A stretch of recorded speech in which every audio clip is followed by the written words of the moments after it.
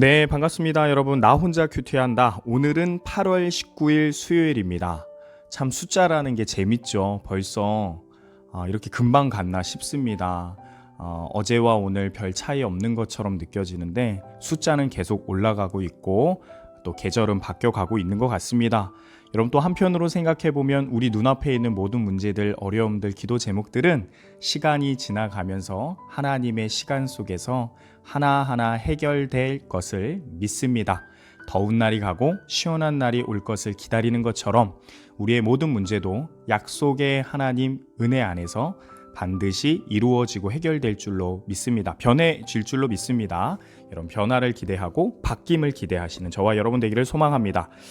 큐티도 그렇죠 여러분. 더욱 오늘은 바뀐 큐티, 은혜가 더욱 넘치는 큐티, 어제와 다르게 더욱 집중되는 큐티 하게 될 줄로 믿습니다. 오늘 함께 말씀 보도록 하겠습니다. 고린도전서 6장이고요 12절로 20절까지 말씀입니다.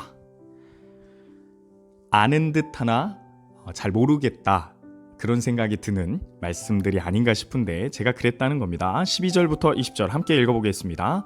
모든 것이 내게 가하나 다 유익한 것이 아니요 모든 것이 내게 가하나 내가 무엇에든지 얽매이지 아니하리라. 음식은 배를 위하여 있고 배는 음식을 위하여 있으나 하나님은 이것저것을 다 패하시리라. 몸은 음란을 위하여 있지 않고 오직 주를 위하여 있으며 주는 몸을 위하여 계시느니라. 하나님이 주를 다시 살리셨고 또한 그의 권능으로 우리를 다시 살리시리라. 너희 몸이 그리스도의 지체인 줄 알지 못하느냐? 내가 그리스도의 지체를 가지고 창녀의 지체를 만들겠느냐? 결코 그럴 수 없느니라. 창녀와 합하는 자는 그와 한 몸인 줄을 알지 못하느냐? 일러스되 둘이 한 육체가 된다 하셨나니 주와 화합하는 자는 한 영이니라. 음행을 피하라. 사람이 범하는 죄마다 몸 밖에 있거니와 음행하는 자는 자기 몸의 죄를 범하느니라. 너희 몸은 너희가 하나님께로부터 받은 바 너희 가운데 계신 성령의 전인 줄을 알지 못하느냐. 너희는 너희 자신의 것이 아니라 값으로 산 것이 되었으니 그런즉 너희 몸으로 하나님께 영광을 돌리라. 아멘. 네, 반갑습니다 여러분. 오늘은 영상을 함께 보면서 제 얼굴을 보면서 큐티하도록 하겠습니다. 기도하고 시작할게요. 하나님 아버지 감사합니다. 이 시간이 하나님이 허락하여 주신 거룩한 시간인 줄 믿습니다. 우리의 허물과 죄와 악했던 모든 습관들과 시간들이 밀려지게 하여 주시고 하나님의 시간으로 채워지게 하여 주옵소서. 그리스도께서 말씀으로 내 삶을 주장하실 때 어려웠던 문제들, 정리되지 못했던 것들이 질서정연하게 올바른 하나님의 기준 앞에 정리될 줄로 믿습니다. 기대합니다. 소망합니다. 말씀대로 역사하여 주옵소서. 살아계신 예수님의 이름으로 기도 올려드리옵나이다. 아멘. 반갑습니다 여러분. 네, 오늘 첫 화면 제가 좀 소개를 안 했는데요. 첫 화면은 제가 이제 여기 교회 와서 우리 청년부 맡게 돼갖고 처음으로 성경학교 아니죠, 겨울 수련회 했을 때 그때 찍혔던 사진인데요. 그립기도 하고 또 다음해를 또 고대하는 마음으로 한번 보여드렸습니다. 사실은 첫 화면 요즘 사진 찾기가 어려워요. 소스가 많이 좀 떨어져서 네, 솔직하게 좀 이야기를 드립니다. 바로 큐티 할까요? 출석 또 안 부를 수는 없는데요. 그냥 넘어가기는 할 건데요. 우리 지체들 화이팅 합시다. 늘 은혜 받았다고 댓글 달아주시고 좋아요 눌러주시고 하시는 여러분들 때문에 힘이 납니다. 또 부끄러워서 누르지 못하고 댓글 못 단 지체들도 여러분 항상 응원합니다. 우리 말씀으로 살아봅시다. 말씀으로 사는 게 이 땅이 험난해지고 이 땅이 어떻게 변해갈지라도요 하나님의 방법대로 살아가는 방법입니다. 여러분 끝까지 함께 하시기 바랍니다. 8월 19일 수요일입니다. 고린도전서 6장 12절로 20절. 제가 읽기 전에 어렵다라고 표현한 거는 제 개인적인 생각입니다. 왜냐하면 어제도 얘기했지만 여러분 바울의 어떤 이 어휘력 그리고 문법 그리고 어떤 서신서라는 특징의 문장력 이것들이요 저로 하여금 좀 낯설게 할 때가 많이 있어요. 그래서 여러분 읽으면서 옆에 있는 영어 본문을 좀 많이 보기도 하고요. 가끔은 저도 이제 쉬운 성경 보면서 해석을 합니다. 저는 여러분들한테 또 빠른 시간 안에 해석을 해드려야 되니까 먼저 구절의 내용들을 한번 좀 보도록 하겠습니다. 12절 보면 모든 것이 내게 가하나 다 유익한 것이 아니요 모든 것이 내게 가하나 내가 무엇에든지 얽매이지 아니하니라 라고 이야기를 합니다. 여러분 지금 무엇을 하고 싶은 이야기냐? 이제 뒷부분에 나오지만 18절에 보면 음행을 피하라 라고 되어 있어요. 결국 지금 바울이 고린도 교회에게 어떤 주제로 얘기하기 시작한 거냐? 너희 가운데, 어제는 분쟁이었죠? 오늘은 너희 가운데 음행을 행하는 자가 있다라고 들었다 하면서 결론은 음행을 피해야 된다. 그 이야기를 하고 싶어서 지금 12절에 모든 것이 가하기는 한데 다 유익한 것은 아니야 하면서 시작하고 있는 거죠. 그래서 음행을 피하라 라는 주제를 던지기 위해서 지금 이야기하고 있다. 그것을 생각하면서 다시금 보기를 바랍니다. 여러분 모든 것이 가하다, 내게 가하다 이 말은요. 바울이 했던 말이기도 하지만 당시에 그리스도인들이 어떤 유행어처럼 통용됐던 말입니다. 나는 그리스도인이기 때문에 나는 십자가에서 나를 위해서 나의 죄를 용서해 주시기 위해서 돌아가사 보혈의 피를 흘리신 예수님 때문에 자유함을 누리는 사람이야 하면서 난 자유해, 난 모든 것을 할 수 있어 라는 이 말이 유행처럼 통용됐던 말인데요. 그런데 여러분 이게 얼마나 은혜로운 말입니까? 그런데 성도들이 이 말을 사용하다 보니까 그리스도의 십자가, 하나님의 사랑, 고귀한 하나님의 그 은혜, 그 놀라운 희생을 자랑하기 위한 말이 아니라 변명의 말로 사용되기 시작했다라는 겁니다. 누군가가 제재하거나 누군가가 이 부분에 대해서 아니라 라고 얘기할 때 왜 나는 그리스도인인데 모든 것이 자유롭고 가한데 라면서 자신의 방종, 자신의 편의대로 하고 싶은 것을 변호하기 위해서 사용되기 시작했다라는 것입니다. 그래서 지금 바울이 그것을 알고 있었기 때문에 당시 고린도 교회에서 이 말이 은혜의 말이 아니라 변명의 말로 사용되고 있다는 걸 바울이 알았던 거예요. 그래서 이걸 얘기하는 거예요. 그래서 이렇게 사용하고 있는 자유함의 이 방종됨을, 자유함과 방종됨을 구분하지 못하고 살아가는 성도들에게 일침을 가하기 위해서 바울이 이 어법을, 이 통용되는 말을 사용하고 있습니다. 근데 뭐라고 얘기해요? 거기에 더해서 뭐라고 얘기합니까? 다 유익한 것은 아니다 라고 되어 있어요. 여러분 유익한 것이 아니다 이렇게 한 단어로 표현하지 않고 전부 다 유익한 것은 아니다 라고 표현을 하고 있어요. 그 말은 뭐냐면 나의 자유함은요 모든 분야에서, 한 분야만이 아니라 모든 분야에서 유익되는지 아닌지를 생각해 봐야 된다라는 거예요. 그래서 유익하다라는 말에 옳다라는 부분이 포함되어 있는데요. 여러분 구체적으로 생각해 보면 세 가지겠죠. 정말로 나한테 유익한가? 여러분 때로는 자유가 나에게 유익하지 않을 때가 있습니다. 그리고 성도, 다른 공동체, 우리에게 유익한 자유인가? 이것도 고민해 봐야 된다는 거예요. 무엇보다도 나의 자유함이 다 할 때 그 다에 뭐가 포함되어 있어야 되냐면 하나님께 유익이 되고 영광이 되느냐, 이것을 생각해야 된다. 바울이 이야기를 하는 거죠. 결국 무슨 말입니까? 여러분 모든 것이 가하나 다 유익한 것은 아니다 라는 말이 뭐예요? 내 자유함에는 무책임이 아니라 책임이 있다라는 거예요. 여러분 책임이 있는 자유를 내가 갖고 있다라는 거예요. 그리스도인의 자유는 여러분 책임과 관련이 있다라는 이야기를 바울이 하는 겁니다. 그리고 뒷부분에 비슷한 내용인데 그냥 읽으면 이해되는 부분이에요. 모든 것이 내게 가하나 내가 무엇에든지 얽매이지 아니하니라 하면서 여러분 그렇구나, 바울이 자유함을 한 번 더 책임감 있게 얘기하는 거구나 이렇게 생각하면서 이해하면 되는데 저는 또 이 문장이 이해가 안 되는 거예요. 여러분 볼게요. 제가 한글이 약하잖아요. 그렇죠? 제가 원래 거의 동남아의 그 피를 갖고 있잖아요. 실제로 그런 거 혼혈은 아니에요. 보면 모든 것이 내게 가하나, 내게 왜 앞에 문맥하고 여러분 비교해 보면 모든 것이 내게 가하나 다 유익한 것은 아니요, 긍정이네 부정이요 이렇게 들어간다면 뒷부분도 모든 것이 내게 가하나 내가 무엇에든지 얽매이지 아니하니라 이렇게 부정 느낌은 나지만 사실 똑같은 말이라는 거예요. 좀 다르게 얘기를 해야 되는데 여러분 이게 무슨 말이냐면 이런 뜻입니다. 모든 것이 내게 가합니다. 내가 모든 것을 할 수 있습니다. 그리고 내가 무엇에든지 얽매이지 않습니다. 무슨 말이냐면 내가 가지고 있는 자유는 세상에서 오는 어떤 기준, 상식, 지식 이런 거에 얽매이지 아니하는 하나님 편에서, 하나님 말씀 안에서 참된 자유입니다 하면서 바울이 가지고 있는 자유에 대해서 이야기를 하는 겁니다. 무슨 말이냐면 앞부분과 설명을 한다면 고린도 교회의 상황과 설명을 좀 한다면 고린도 교회인들은 이걸 변명으로 사용했다 그랬잖아요. 나는 자유한데 왜 나한테 뭐라고 해? 근데 그 자유함이라는 게 어떤 기준이었냐? 하나님의 말씀의 기준이 아니라 세상에서 가지고 온 어떤 기준과 상식 이런 것들이었다는 거예요. 그런 것을 가지고 하면서 자유하다라고 얘기를 했다라는 거예요. 그런데 바울이 이야기하는 거예요. 나는 세상 것에 얽매이지 않은 참된 자유함이야. 그리고 너희들이 이것을 추구해야 돼 하면서 이야기하는 거죠.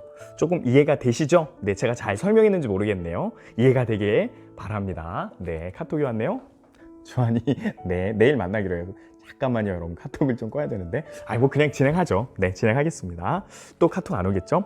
자, 13절. 음식은 배를 위하여 있고 배는 음식을 위하여 있으나 라고 되어 있습니다. 여러분 이 문장도요 당시 고린도 교회 그 당시에 사용했던 어떤 통용됐던 유행어예요. 여러분 보세요. 음식은 결국 어디로 갑니까? 배를 즐겁게 하기 위해서, 배부르기 위해서 음식이 존재하는 거예요. 왜냐면 음식이 다른 데에 사용되지 않잖아요. 음식이라고 불렀다면 여러분 그 음식, 모든 식물 아니면 모든 고기 이것들은 배로 가는 거예요. 그래서 음식은 뭐를 위해 있다라는 명제가 만들어져요. 음식은 배를 위해 있다. 그리고 당시에 유행했던 것처럼 반대로도 얘기하는 거예요. 배는 그러면 음식을 위해 있다. 라는 게 어떤 사상적으로 당시에 사용했던 통용되는 어떤 가르침이었다라고 생각하시면 돼요. 그러니까 음식은 배를 위해 있어. 이꼬르 배는 음식을 위해 있어. 이런 어떤 철학이 있었다라는 거예요. 당시 상황에. 근데 하나님이 여기에 뭐라고 되어 있느냐? 그런데 그게 다 맞는 건 아니야. 그 표현을 뭐라고 되어 있냐면 하나님은 이것저것을 다 패하실 수 있는 분이야. 꼭 그게 맞는 건 아니야. 하나님이 꼭 그게 맞다고 하신 게 아니야 라는 표현을 이렇게 하고 있습니다. 이 이야기를 하는 이유가 뭐냐면 이제 본격적으로 나와요. 음식은 배를 위해 있고 배는 음식을 위해 있다 라는 것을 당시에 했기 때문에 여러분 음란이라는 게 어떤 성욕을 채우는 이 음란이라는 게 당시에 몸을 즐겁게 해주는 거잖아요. 그러니까 성욕은 결국엔 몸과 관련이 있는 거잖아요. 그러니까 똑같이 아까와 같은 전제로 그러면 몸은 음란을 위해 있다. 사람들이 그렇게 이야기를 했다라는 거예요. 앞에 A는 B다. 고로 B는 A다 라고 얘기하니까 음란이 몸을 위해 있다. 그러면 몸도 음란을 위해 있다. 이렇게 얘기를 했다라는 거예요. 근데 그게 아니라는 거예요. 그거는 세상에서 유행하는 사상이지 그렇게 적용하면 안 된다. 하나님 그거를 폐하신다라는 설명이 13절 됩니다. 그러면서 바울은 새롭게 얘기합니다. 몸은 음란을 위해서 있는 것이 아니라 오직 주를 위해서 있다. 그리고 너희들에게 사상과 같이 너희들의 어떤 가르침과 같이 반대로 하면 A는 B, B는 A로 하면 주는 몸을 위하여 있는 것이다 라고 이야기를 하고 있는 것입니다. 결국 여러분 어려워 보이지만 13절이 이야기하고 싶은 것은 무엇입니까? 너희의 몸은 음란을 위해서 존재하는 것이 아니라 너희의 본능을 해결하기 위해서 몸이 존재하는 것이 아니라 하나님을 위해서, 주를 위해서 존재하는 이유가 있다라는 이야기를 하고 싶은 거예요. 그러면서 14절에 얘기하죠. 하나님이 주를 다시 살리셨고 몸에 대해서 이야기하죠. 또한 그의 권능으로 우리를 다시 살리시리라. 우리의 몸도 결국 하나님이 살리실 거라는 거예요. 그러니까 몸에 대해서 함부로 하지 말라는 표현이 14절에 이런 표현이 되겠습니다. 그렇게 이해하시면 돼요. 15절 너희 몸이 그리스도의 지체인 줄을 알지 못하느냐. 이제 본격적으로 얘기하죠. 내가 그리스도의 지체를 가지고 창녀의 지체를 만들겠느냐. 결코 그럴 수 없느니라. 너희의 몸은 하나님의 것인데 주를 위해 있는데 너희의 몸을 어찌 창녀, 음란을 위해서 너희의 몸을 사용하느냐. 그것을 위해서 사용하느냐. 그리고 그것을 위해서 사용하면서도 아무 죄책감이 없다. 나는 자유한데 왜 그래? 하는 게 정상이냐. 바울이 이야기를 하는 거죠. 16절 창녀와 화합하는 자는 그와 한 몸인 줄을 알지 못하느냐. 일러스되 둘이 한 육체가 된다 하셨나니 주와 화합하는 자는 한 영이니라. 주님과 화합하는 자는 그분과 함께 한 영이다 라고 설명했던 것처럼 창녀와 한 몸이 된다면 어떻게 되겠느냐. 바울이 이야기를 하는 거죠. 그래서 다시 이제 18절에 왔습니다. 핵심이 왔습니다. 음행을 피하라. 음란을 피해라. 성욕이 본능이기 때문에 당연한 것처럼 모든 것이 가한 것처럼 절대 생각하면 안 된다. 그러면서 너희 몸을 하나님이 기뻐하시는 거룩한 이 본문이 아니군요. 네, 제가 최근에 암기한 게 나와버렸어요. 너희 몸은 19절 너희가 하나님께로부터 받은 바 너희 가운데 계신 성령의 전이다. 성령님이 거하시는 것이다.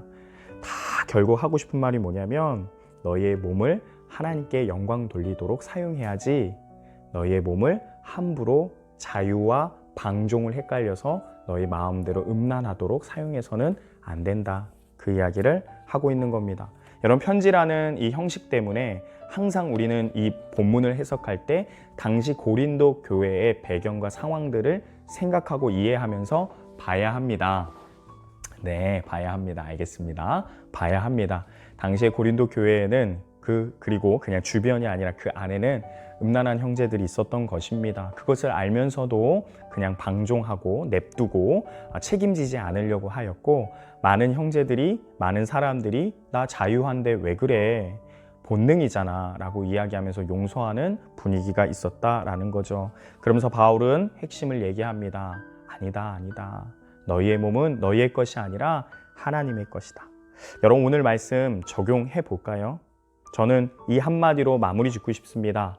나의 몸 성령의 전입니다. 그렇다면 내 몸을 어떻게 거룩하게 깨끗하게 할 것인가? 여러분, 몸에 대한 관심 필요합니다. 결국 내 몸이 하나님 앞에 쓰임받기 때문입니다. 오늘 다시 한번 내 손이, 내 발이, 내 육체가 머무는 모든 곳, 닿는 모든 곳에서 어떻게 사용받기를 바라는지 생각하시면서 거룩한 성전이 되기 위해서 어떤 깨끗함의 노력이 필요한지 적용해 보시고 기도하시길 바랍니다. 구체적으로 여러분 적용하시기 바랍니다. 화이팅 할까요? 화이팅!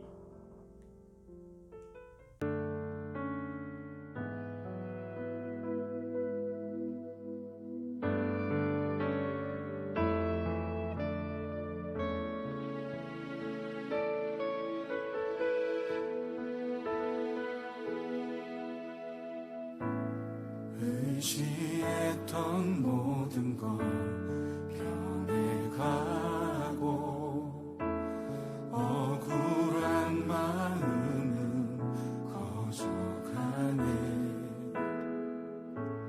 부끄러움 없이 살고 싶은 마음 주님 아시네.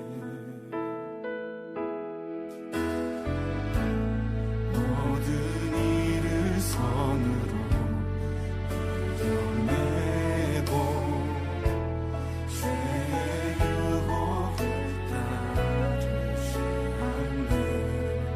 나를 구원하신 영원한 그 사랑, 그 신분이 날 붙드시네.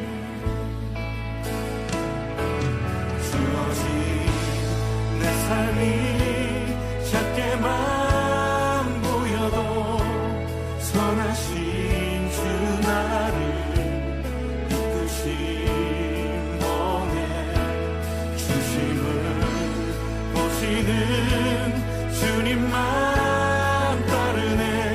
날 택하신 주만 의지해.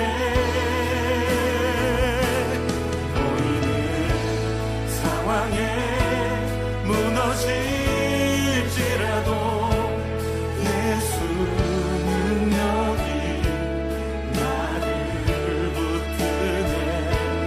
보이지 않아도 주님만 따르네. 내 평생 주님을 노래하리라.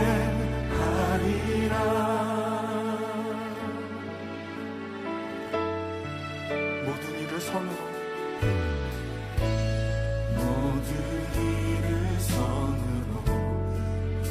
이겨내고 죄의 유혹을 따르지 않네. 나를 구원하신 영원한 그 사랑, 그 신근에 날 붙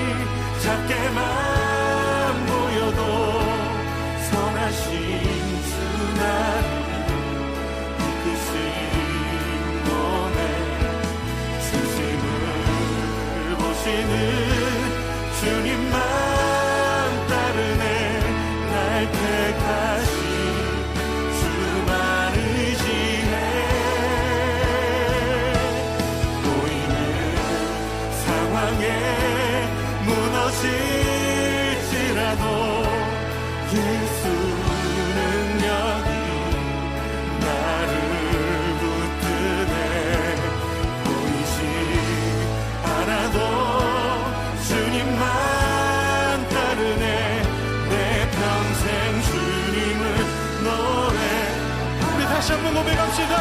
주어진 내 삶이 작게만 보여도 선하신 주 나를 이끄신 번에 중심을 모시는 주님